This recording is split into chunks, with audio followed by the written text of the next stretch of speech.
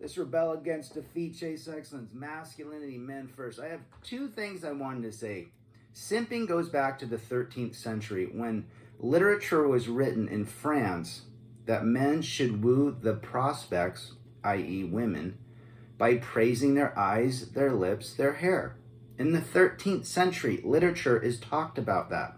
Simping. Now, it could go back to the Egyptians and so forth, what have you. Now, let me share a little bit more historical information.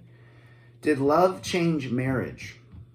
There's a scholar at Stanford that basically said once the idea of romantic love crept into marriage, it gave women greater leverage in what initially had been a different transaction.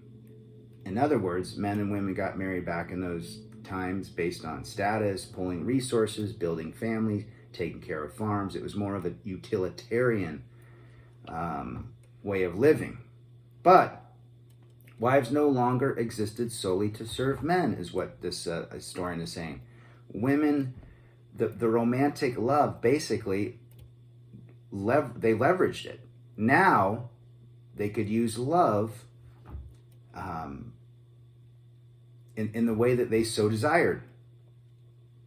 So they knew that if there was romantic love, that the man would love him, the man would get emotion wrapped into his emotions and so forth, and she had greater leverage over him. But before that, she was seen as a utility, and in a lot of ways, she was owned by the man before all of this. Now, this is historical information. You can go back and read about men and women relationships hundreds and hundreds of years ago, if not 2,000 years ago, and what they were about.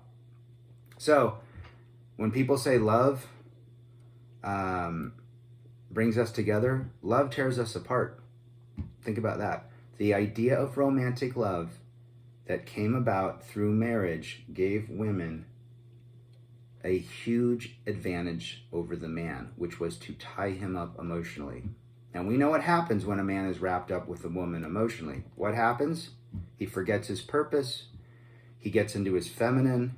He's off course and could potentially have negative consequences. Let's rebel against defeat, chase excellence, masculinity, men first.